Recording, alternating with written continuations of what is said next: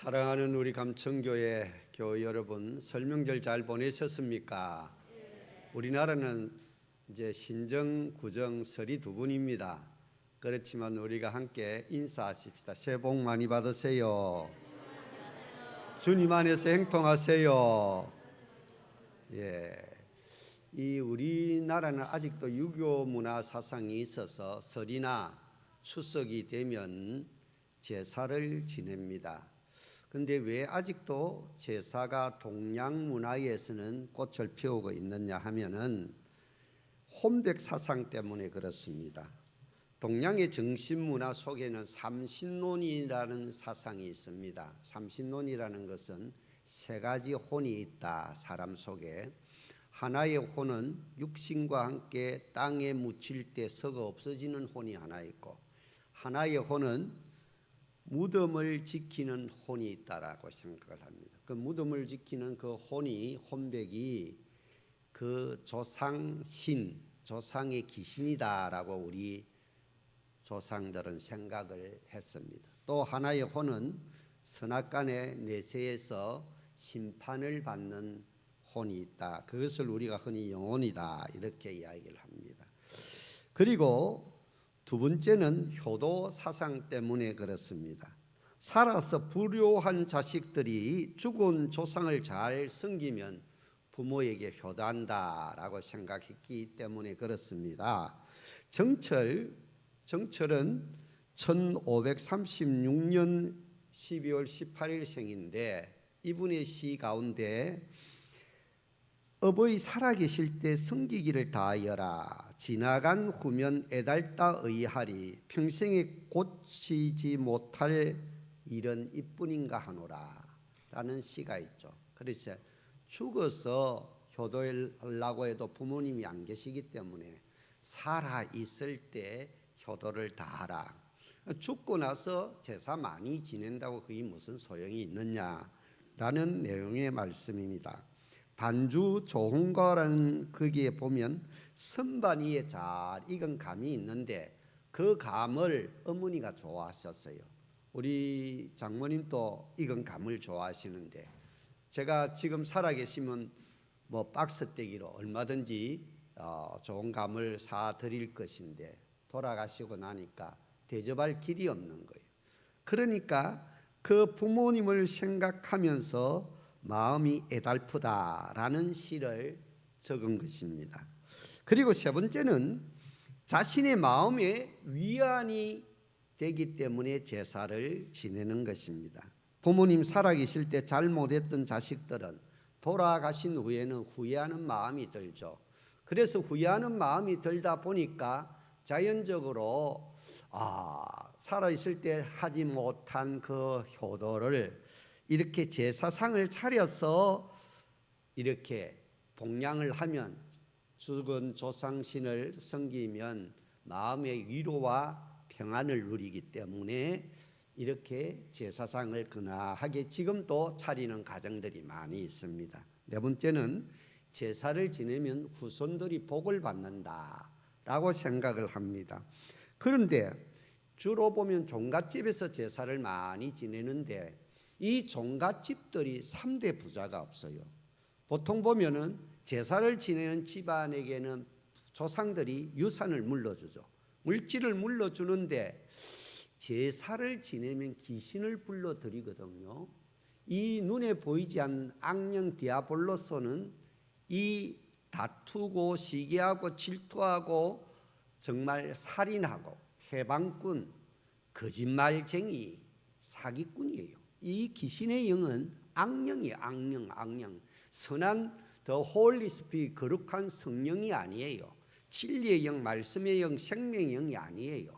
그러다 보니까 제사를 지내면 조상신이 온다고 하는데 그 집안에 귀신이 들어오는 거예요. 귀신이 들어오고 잡신, 미신, 굿하고 여러 가지 점치는 집안을 보면은 우환칠고가 떠나지 아니해서 빨리 망해요. 정신적으로 혼미해요.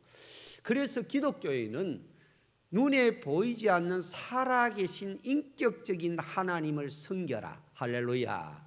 하나님을 섬기는 가정들은 천대까지 복을 받고, 살아있을 때 부모님께 효도하는 가정들은 천대 만대까지 복을 받고 장시의 축복을 누리는 줄로 믿으시기를 바랍니다. 세계적으로 제사 지는 문화가 동양에서 많이 퍼져 있는데 동양의 나라들이 대체적으로 다 못 살아요. 중국도 뭐 지금 뭐 G2라 하지만 그래도 개인적인 삶은 보면은 형편 없어요. 그나마 일본이 선진국으로서 잘 살아요. 그런데 일본도 지금 이 800만 귀신이 있다 보니까 마이너스 20년 성장을 가져왔습니다. 그러다 보니까 일본도 지금 상당히 경제적으로 위축되어 있는 모습을 볼 수가 있습니다. 그래서 우리 기독교는, 개신교는 절대적으로 나 외에 다른 신을 위하지 말라. 그래서 우리는 설 명절이 되면 유인물을 해서 추도 예식을 드리라. 하나님께 예배하고 조상들을 생각하는 게 추억, 추념하는 거예요. 생각하고 기리는 거예요. 그렇지 조상 신에게 절하고 술을 바치고 음식을 바치고 제사를 지내지 않는다. 그것은 곧 귀신을 섬기는 행위이기 때문에 우상 숭배와 같기 때문에 귀신을 섬기면 그 집안은 우환질고가 떠나지 아니하여서 결국은 삼재로 망하고 만다. 그러므로 우리 감천교회 교우들은 위로는 하나님을 잘 섬기고 옆으로는 부모님을 잘 섬기고 형제 자매 간에 우애 있게 살고 이웃 간에 꼭 필요한 인물로 살아서 들어가도 복받고 나가도 복받고 떡반주 거룩도 하는 일마다 복받고 정말 행통의 만사 행통의 축복을 누리시기를 주님의 이름으로 축원합니다. 40대에 성공한 사학가 한 명이 고향에 홀로 계시는 어머니에게 꽃을 보내기 위해서 꽃집에 갔습니다. 그런데 어린 소녀가 슬픈 표정을 하면서 꽃집 앞에 서 있는 거예요. 불쌍해서 물어봤죠. 그러니까 어머니께 장미꽃을 드리고 싶은데 돈이 없어서 장미꽃을 사서 드릴 수가 없다 그랬어요. 그러니까 40대에 성공한 사학가가 얼른 자기 돈을 내서 장미 한 다발을 사주었어요. 그래서 네가 어리니까 어머니 집까지 내가 모셔드릴게 하고 자가용으로 실어서 주소를 쳐서 가보니까 조그마한 낙골 땅에 어머니가 계셨습니다. 그래서 그 사학가는 이 소녀에게 평생 장학금을 주고 거기서 깊이 깨달았습니다. 어머니께 내가 꽃을 택배로 선물로 보내려고 했는데 이 어린 소녀는 자기 어머니가 돌아가셨기 때문에 어머니 기일날 꽃을 어머니가 좋아하는 장미꽃을 선물하는데 돈이 없어서 그렇게 자기가 했지만 자기가 봉사를 했지만 깊이 깨닫고 200km가 되는 그 부모님이 계신 곳으로 자동차를 몰고 가서 그 어머니께 꽃도 드리고 용돈도 드리고 또 선물도 드리고 절도 세배도 하고 할렐루야. 그렇게 아름답게 어머니를 섬기고 그 소녀는 그 사학가가 일생 동안 학비를 대해줌으로 훌륭한 간호사가 되었다는 미국에서 실제적으로 일어난 사실입니다.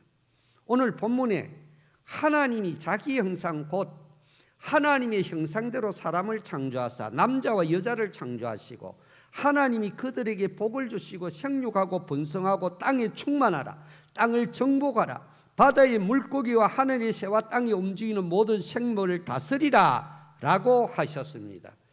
태어나서 가장 많은 행복과 기쁨을 주는 것은 가족이고 자식이 태어나면 얼마나 기뻐요. 어릴 때 그 자식들이 똥을 싸도 똥에서 향기가 난다 그렇게 이야기를 하죠. 그런데 또한 자식들이 잘못되거나 부모가 부모답지 못할 때는 가족이 애물단지가 된다라는 것입니다. 가족이란 부부를 중심으로 한 친족 관계에 있는 사람들의 집단의 구성원을 말하고 있습니다.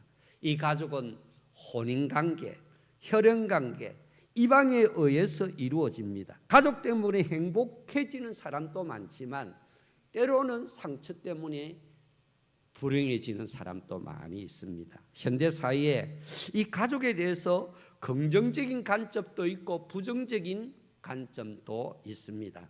긍정적인 관점은 대부분의 인류 사회가 지탱해 왔던 가정의 구조, 기능의 측면에서 보면 이 가정 공동체는 이 사회 기반에 꼭 필요한 체제라는 것입니다.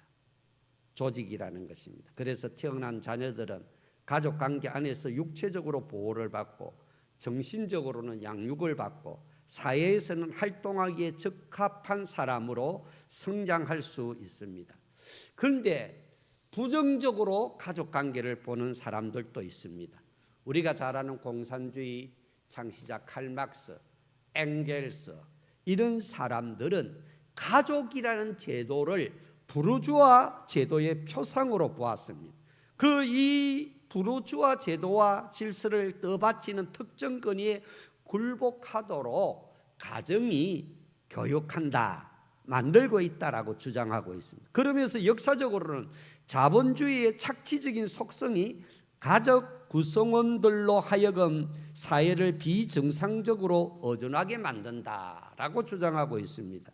사회가 너무 각박해지니까 가족에 대한 비정상적인 의존관계가 이루어진다는 것입니다. 그런데 칼막스 자신은 실제로 자기 부인을 지극히 사랑했고 7명의 자녀를 낳았는데 그 자식을 끔찍히 사랑했다는 것입니다. 그러면서 가족관계를 부정하는 이 공산주의 이데올로기의 모습을 보여주는 것은 참 이상합니다.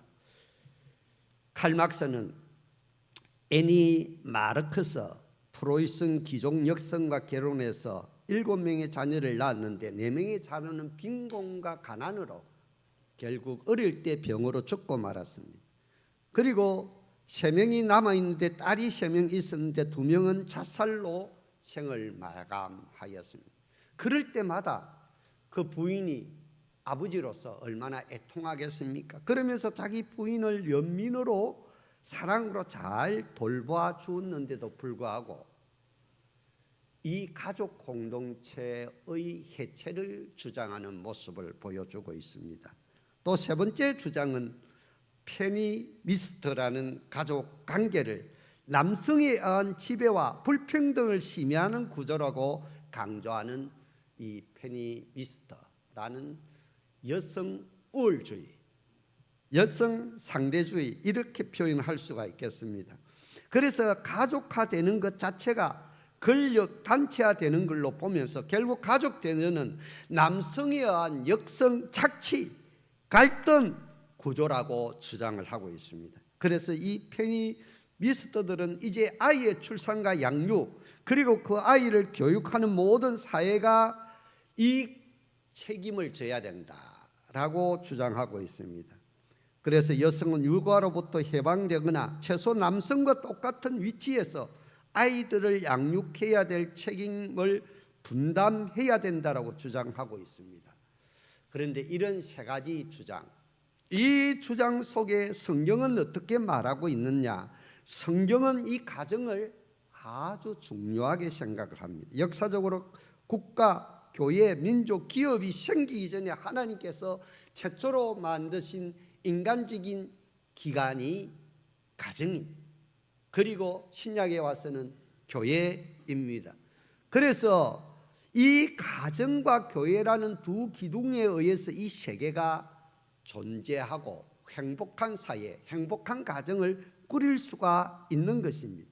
이 제도 안에서 온전한 사람이 되어지고 교회 공동체 안에서 참된 그리스도인이 되어지고 그렇게 해서 그 사람들이 사회에 나가서 필요한 사람, 유익한 사람, 서임받는 쓸모있는 사람들이 되는 것입니다. 하나님은 인간을 남자와 여자로 지었었습니다. 흙으로 빚어서 사람을 만드시고 그 코에 생기를 불어넣으심으로 사람이 생명이 되었습니다. 산 사람이 되었다. 육체의 생명은 영혼이고 영혼은 하나님이십니다. 하나님이 루아하, 생기를 불어 넣으심으로 사람이 산 사람, 생명이 되었다는 것입니다. 그래서 아담, 천하만물을 관리하고 다스리는 책임을 주었죠. 그런데 보니까 독처하는 것이 좋지 않았어. 그래서 깊이 잠들게 하시고 갈빗뼈 하나를 치자 여자를 만들어서 서로 행복하게 이 세상을 관리하도록 다스리도록 창조하셨습니다. 하나님이 하와를 지으신 것은 단지 아담의 외로움을 해소하기 위한 것만은 아니었습니다. 두 사람이 부부가 됨으로 인류 창조의 계획과 하나님의 섭리를 이 땅에서 사역하도록, 그것을 문화명령이다 라고 합니다. 이 땅에서 자기의 직업을 가지고 이 땅에서 하나님의 나라를 건설해 나가는 그 확장하는 일에 서임받게 하기 위해서 부부를 만들었습니다. 아담과 하와의 창조의 방식이 조금 다릅니다. 아담은 직접 흙으로 그의 몸을 만들었습니다. 그 코에 생기 루하와를 불어넣음으로 살아있는 사람이 되었는데, 이 육체를 지으신 흙은 히브리어로 아파르, 흙이다, 먼지다, 티끌이다. 우리의 몸은 흙이고 먼지고 티끌이고, 하나님의 영이 떠나면 우리는 흙으로 돌아가는, 흙으로 만든 인생 흙으로 돌아가지 않습니까, 여러분? 그리고 하나님께서 하와를 창조하실 때에는 또 아담의 갈비뼈, 그래서 메투헬리라는 분이 이 왜 아담의 갈비뼈를 빼었을까 이렇게 해석을 하고 있습니다.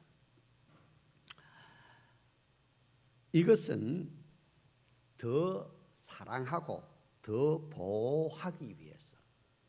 그래서 보통 보면은 남자가 힘이 좋으니까 남성 우월주의, 가정에서도 남아 선호 사상이 팽배한 이 사회에서 이 남녀와 이것은 기능의 차별은 있을 수 있더라도 인격의 차별은 없다라는 것, 동등하다는 것, 동일하다는 것.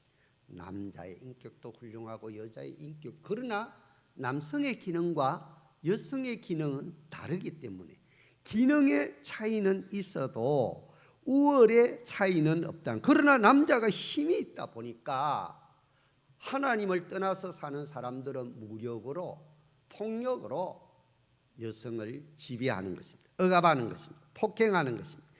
그래서 하나님으로부터 오는 아가페적인 사랑이 사라지면 인간적인 사랑으로 끊임없이 지배하고 권력으로 나아가고 자신과 동일한 형상을 가진 가족을 향해서도 정복하려고 하다 보니까 가족들이 많은 상처를 입게 됩니다. 그러다 보니까 미움과 갈등이 지배하는 사회가 될 수밖에 없다라는 사실입니다. 그래서 하나님께서는 구약의 이스라엘 민족을 택하셨습니다. 구약의 이스라엘 민족을 택하심으로 연합의 공동체를 만들게 했습니다. 12지파가 한 민족이다. 예수 그리스도께서 실체로서 이 세상에 오셔서 십자가에 죽으시고 그들을 구원하셔서 교회의 지체가 되게 했습니다. 교회의 지체들은, 우리는 예수님이 교회의 주인이고 우리는 그의 붙어있는 몸이다, 몸의 지체다. 할렐루야. 저는 교회에 붙어있는, 예수 그리스도의 몸에 붙어있는 지체인 줄로 믿습니다. 지체는 하나라는 것입니다. 연합이라는, 팔의 기능, 다리의 기능, 코의 기능, 머리의 기능, 기능은 다 다르죠. 귀의 기능은 다 다를지라도 차별은 없다는 것입니다. 왜? 서로가 조화를 이루고 서로가 하나된 연합체라는 것입니다. 할렐루야. 저와 여러분들은 하나된 연합체입니다. 성령 안에서 성령의 공동체입니다. 그렇기 때문에 우리는 특별한 사랑의 연합 속에서 살아갑니다. 그 특별히 가정, 결혼제도, 우리가 명절이 되면 가족들이 이렇게 모이지 않습니까? 우리 집안에도 다행히 서울에 사는 두 아들이 이번에는 내려왔어요. 연성이는 이제 또 바빠서 또 자기 할 일이 많으니까 어제 밤차로 올라갔고, 우리 큰아들 바울이는 또 오늘 저 엄마하고 같이 예배를 드리니까 너무 감사합니다. 교회도 가정도 가족 공동체, 교회 공동체가 연합된, 그리스도의 피로 연합된 공동체라는 것입니다. 지체라는 것입니다. 그런데 나 외에는 남이잖아요. 나 외에는 남인데 가만히 보면은 가족 중에서 혈연으로 구성되어 있지만 가족 중에서 개성이 다 다르잖아요. 능력이 다 다르잖아요. 인격이 다 다르잖아요. 영성이 다 다르잖아요. 감성이 다 다르잖아요. 의지가 다 다르잖아요. 그러다 보니까 서로 간의 가족 간에 치고받고 상처를 주는 경우도 많이 있다라는 것입니다. 그러다 보니까 가족도 타인이라는 거죠. 그런데 뗄래야 뗄 수 없는 타인이다 보니까 특별한 타인이다. 이 특별한 타인을 안 만날 수도 없잖아요. 버릴 수도 없잖아요. 뭐 자식이 예먹인다고 자기 호적에 파는, 물론 부모님들도 있는가 모르지만 그렇게 할 수는 없어요. 이번에도 보니까 명절에 또 술 취한 자식이 뭐 부모님을 때려 죽였다, 이런 뉴스가 나오고 있는 모습을 볼 수가 있습니다. 결국 창세기 3장에 보면은 타락하니까, 하나님의 말씀대로 불순종하니까 결국은 가인이 아벨을 죽이고 아담은 하와에게 책임을 전가하고 서로 원망하고 불평하고 그렇게 비방하고 그런 가족 구조가 생기는 모습을 볼 수가 있는 것입니다. 그래서 이 가족 관계를 탈퇴하는 것은 혈연 관계로 맺어졌기 때문에 쉽게 탈퇴할 수도 없고 서로 간에 상처를 주는 관계이다 보니까 특별한 타인이라는 것입니다. 나가 아니지만 뗄래야 뗄 수 없는 특별한 타인이 가족이라는 것입니다. 그러면 이 가족 관계에서 우리는 어떻게 해야 될 것인가 하는 숙제가 있는 것입니다. 오늘 사랑하는 우리 교우 여러분들은 이 가족 관계에서 여러 가지 이야기들이 있습니다. 첫째는 나 자신이 하나님 앞에서 종교적인 명령이 있어요. 신 앞에서, 또 다른 신들을 믿는 사람들도 많이 있으니까 어떻게 하면 온전한 사람이 되느냐, 하나님의 형상을 입은 그런 그 양심을 회복하느냐 하는 것입니다. 무신론자들도 자기 마음속에 있는 어떤 절대자의 관념 앞에서 그런 생각을 하고, 그것도 믿지 않는 사람은 자기가 마땅히 되어야 할 자신 앞에서 자기가 어떻게 하면 온전한 사람이 될까 고민을 하고 있다는 것입니다. 또 이웃과 나라 민족을 향하여서 우리가 어떻게 살아가야 될 것인가 고민을 하는 것입니다. 결국 하나님 앞에서 정직하게 나 자신이 어떻게 온전한 사람이 되느냐, 이 사회와 국가, 민족 앞에서 어떻게 서임받는 훌륭한 성숙한 사회인이 되느냐는 이 두 축이 합쳐질 때에 놀라운 인격체가 형성된다는 것입니다. 요즘 부모를 죽이고 보험 때문에 또 뭐 가족을, 남편을 죽인 그런 사람이 있습니다. 우리 교회에 이름이 똑같은 사람이 있어서 내가 말하기가 조금 곤란한데, 이런 사람들을 범죄 전문가들은 소시오패스라고 합니다.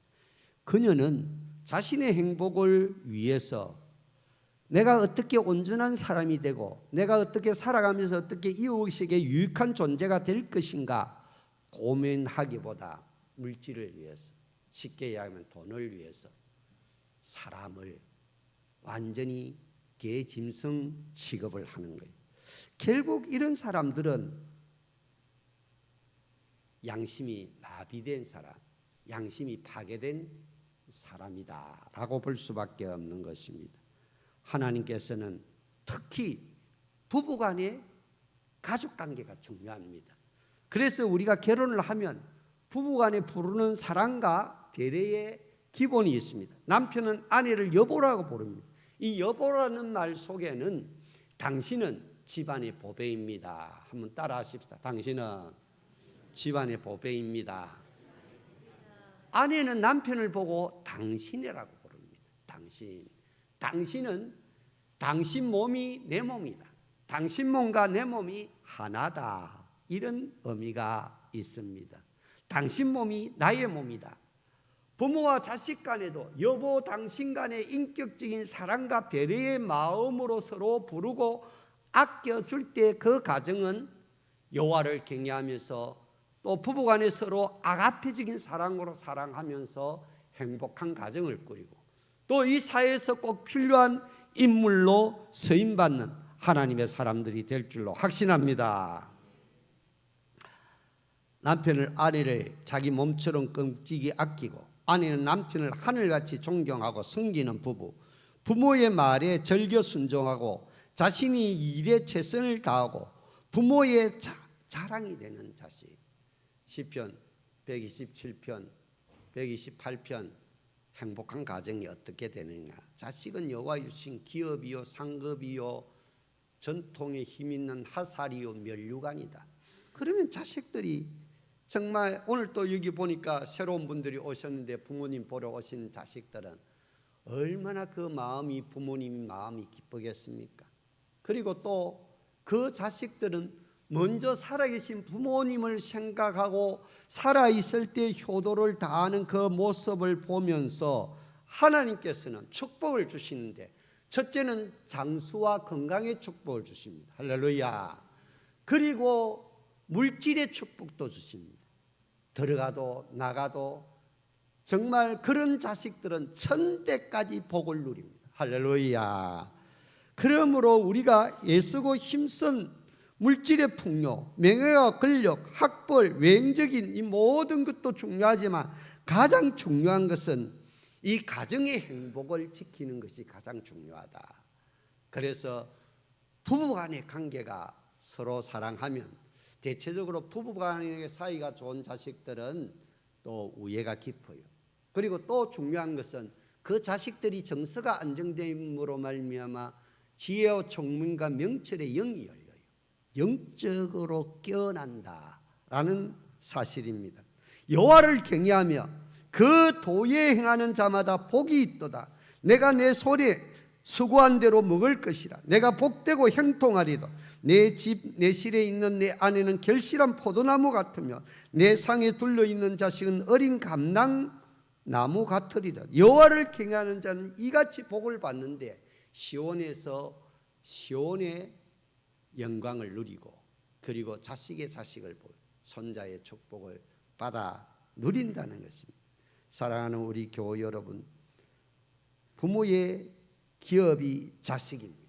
그 자식들이 여호와의 주신 상급과 면류관과 전통에 힘있는 하살로서 이 사회에서 아름답게 쓰임받기 위해서는 하나님을 경외하고 이 사회에 꼭 필요한 유익한 인물, 또 교회 공동체 안에서 지체의식을 가지고 서로 연합하고 서로 배려하고 서로 양보하고 서로 조율하고 서로 성령 안에서 하나 되기를 힘쓰는 그런 가정은 하나님 안에서 어마어마한 32,500가지의 축복의 약속들이 주어질 줄로 확신합니다. 사랑하는 우리 모든 교우들, 정말 이 설 명절을 통하여서 문화명령, 종교명령 이런 명령을 잘 지키고 또 특별히 사랑하는 가족들을 위해서 많이 기도하시기 바랍니다. 이 명절 때에 자식을 구원해야 되고 이 명절 때에 믿지 않는 집안 식구들을 구원하기 위해서 눈물을 흘려야 돼요. 평소에 눈물을 흘리지만 그래도 명절 때에 가장 이야기하기 좋잖아요. 분위기가 좋잖아요. 교회 잘 다니나? 예수 잘 믿나? 매일 기도하나? 매일 성경 읽나? 물어보는 거예요. 그리고 또 그렇게 하도록 영역을 불어넣는 거예요. 우리가 살아가면서 가족을 위해 언제 눈물을 흘렸습니까? 가족을 위해서 특별히 간절히 기도한 적이 있습니까? 눈물로 씨를 뿌리는 자는 기쁨의 단을 거두는데 자식 달대기는 바란데 진짜 살아계신 하나님을 내가 경외하고 그 자식을 위해서 얼마나 눈물로 사랑으로 기도해 보셨습니까? 그러면 반드시 기쁨의 열매, 구원의 열매, 축복의 열매, 건강의 열매가 주렁주렁 열릴 줄로 믿으시기를 주의 이름으로 축원합니다. 사랑과 은혜가 충만하신 하나님 아버지, 이 좋은 명절에 가족 구원에 대한 소망을 가지게 하여 주시옵소서. 하나님이 주시는 희망을 가지고 포기하지 않으면 특별한 타인들이 변화되어 믿음, 소망, 사랑이 넘치는 행복한 에덴 동상이 이루어질 줄로 확신합니다. 하나님이 가정을 세우신 깊은 경륜을 깨닫고 서로 사랑하고 의지하며 진리와 사랑으로 온전한 인격을 갖춘 하나님의 사람들이 다 되는 우리 감천교회 가족 공동체가 되게 하여 주시옵소서. 예수님의 이름으로 기도 올리옵나이다. 아멘.